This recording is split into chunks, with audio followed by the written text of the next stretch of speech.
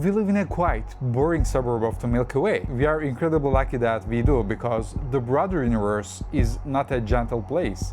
It's a violent, chaotic and terrifying arena. So our first stop is nearly 65 light years away. Through a telescope, this exoplanet looks like a beautiful deep blue marble. It almost looks like Earth. Sounds impossible, right? A second Earth sitting right in our cosmic backyard. Wait, don't pack your bags just yet. That beautiful azure blue is not from oceans of water. It's from a hazy atmosphere laced with silicate particles. In other words, glass. But heat is not what kills you here. It's the weather. The temperature difference between the day and night sides of this planet drives winds that whip around the globe at 8,700 kilometers per hour, really fast. That's over 7 times the speed of sound. Caught in that wind are those silicate particles, condensing into jagged shards. On this exoplanet, it rains glass, not straight down, sideways, at hypersonic speeds. If you stepped foot here, you wouldn't just burn,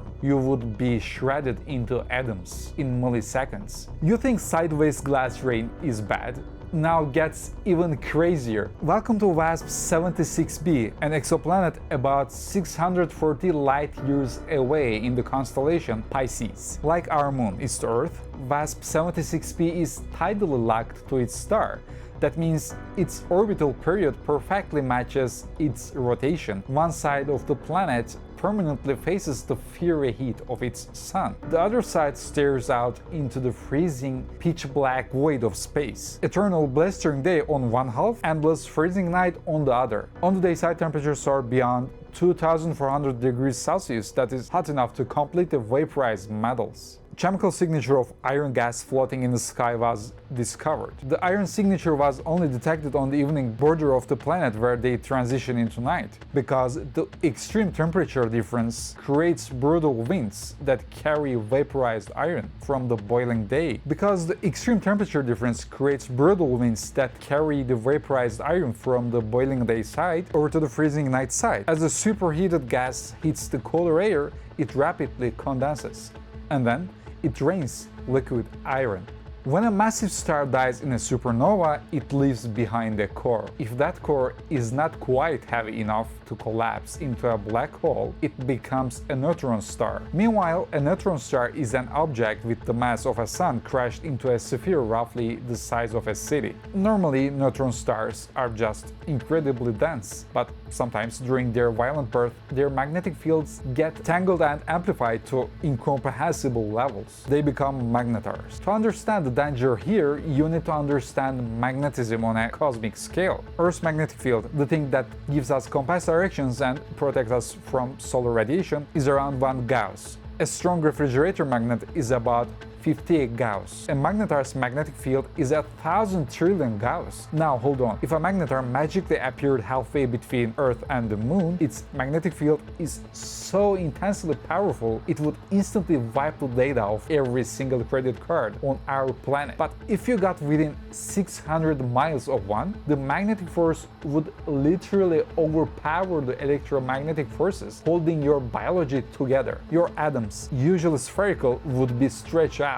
into long, thin, microscopic needles. Your body would simply dissolve into the vacuum. Seriously, you wouldn't burn, you wouldn't freeze, you would just cease to be biology and become raw, stretched physics. For a long time, the deep universe seemed somewhat predictable. Stars lived, stars died, until the Cold War. In the 1960s, the US military launched the Vela satellites to monitor the globe for illegal nuclear weapon tests. They were looking for the telltale flashes of gamma radiation down on Earth. Then something unexpected happened. The satellites did detect massive flashes of gamma radiation, but they were not coming from Earth, they were coming from deep space. Humanity had just discovered gamma ray bursts, or GRBs. These are the most luminous, most energetic explosions in the universe since the Big Bang itself. They typically happen when a supermassive star collapses into a black hole, or when two dense neutron stars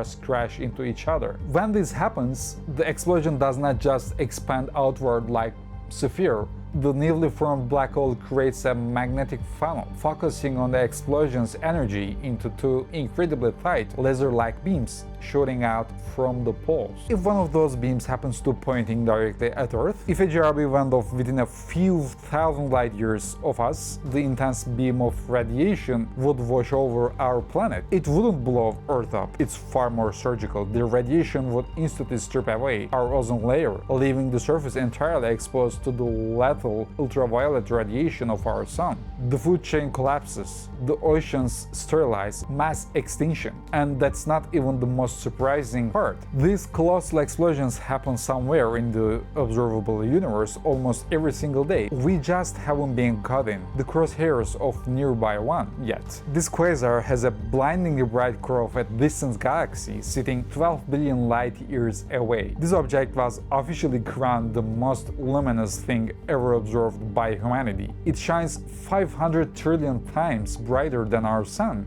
It's powered by a supermassive black hole, and this black hole is incredibly hungry. The immense gravitational pull is dragging massive amounts of surrounding gas and dust, whipping it into a superheated tornado known as accretion disk. This glowing disk alone is 7 light years across. Imagine that, a storm matter larger than the distance between our sun and its nearest neighboring star. Inside that disk, the temperature reaches tens of thousands of degrees at the edge of the event horizon, threaded with magnetic fields that trigger cosmic scale lightning storms. This black hole consumes the mass equivalent of entire sun every single day. Initial estimates pegged black hole at a staggering 17 billion solar masses. However, newer research rolling in as recently as late 2025 suggests it might actually be much smaller, closer to 1 billion solar masses. If the black hole is smaller yet still eating a sun a day and shining this brightly, it means it's feeding near or slightly beyond its absolute physical limit. The gas is not just rotating inward, it's being blasted and ejected at rapid speeds. It challenges everything we thought we knew about how fast black holes could grow in the early universe. It's a cosmic gluttony on a scale that shouldn't even exist. The universe is full of places where the laws of physics become terrifying weapons. We live on a tiny rock, perfectly distanced from a very stable star, wrapped in a protective magnetic bubble, breathing a delicate atmosphere. If you want to hear for more space facts, subscribe. I will see you in the next video.